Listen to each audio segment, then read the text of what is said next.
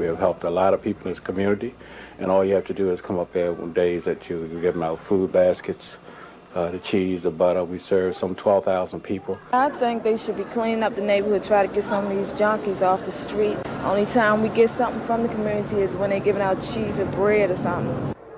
The contract break came about when state's attorney investigators uncovered a number of money management problems within the community association. Among the most glaring, the former executive director, Charles Haywood, is said to have diverted nearly $2,000 for his personal use.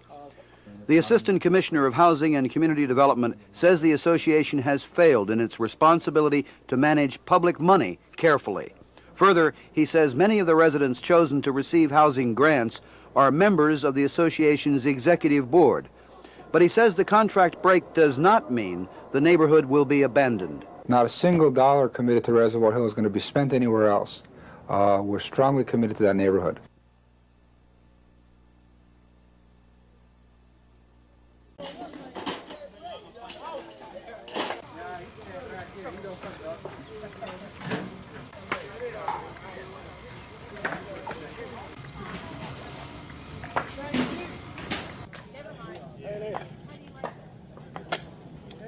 I have to tell you in all honesty that only enthusiastic young people would pick up 80 tons of stone and put them in place in 5 days.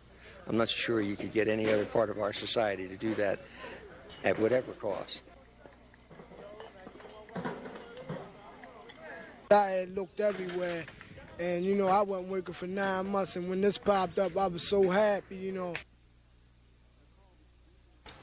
They're called junior housing inspectors. They travel the streets and alleys of Reservoir Hill, armed with a checkoff list of possible housing violations and a letter from the community association that is supposed to gently persuade residents and landlords to maintain the exterior of their homes or clean up trash on their property.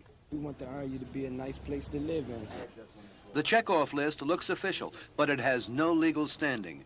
Instead, the process is simply a friendly reminder that the neighborhood is concerned, and residents appreciate the efforts of the inspectors.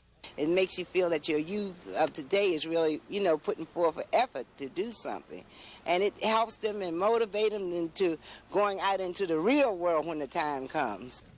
The inspection project is part of the city's Summer Job Corps program and pays the junior inspectors a minimum wage. The Reservoir Hill Community Association developed the procedures in cooperation with the Housing Inspection Department and selected and trained the participants. The association has nurtured this project rather well, and the interest of the young people, their enthusiasm, their ability to learn, and real interest in learning and doing something about the problems within this neighborhood, I think has made this one work extremely well.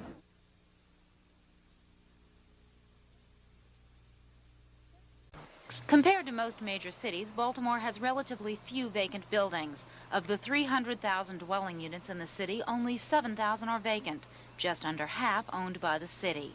Most often, they end up in the city's hands because owners rack up large delinquent tax bills, and rather than pay up, they walk away. The responsibility of caring for the abandoned buildings falls to the city. Cleaning one vacant home like this costs about $75. Another $130 for boarding it up. The problem is it often needs to be boarded more than once. But the greatest cost to the city is not what is spent to take care of the properties, not even what is lost in property taxes, but a psychological impact that can't be measured in dollars and cents. Really starts to, in a way, undermine the confidence that people have in their own neighborhoods, and once that starts to go, things get sad. Vandals, kids, and even the homeless often break into the boarded-up buildings and use them for refuge. Soon, neatly kept vacant houses are eyesores. It's just like an easy mark. It's just there. It's vulnerable. Nobody's watching it. Nobody's really protecting it, and, you know. Yeah. And you wouldn't like to live next door to it. The city has found a solution on several fronts. A few buildings are demolished. Then, over the past 10 years, the city has rehabbed 3,500 units and sold them to eager homeowners or used them for public housing. Yet others are sold as part of the homesteading project, and now a new city program, Rehab Express, will put new faces on 400 abandoned structures. Jamie Moss, News Scene 2.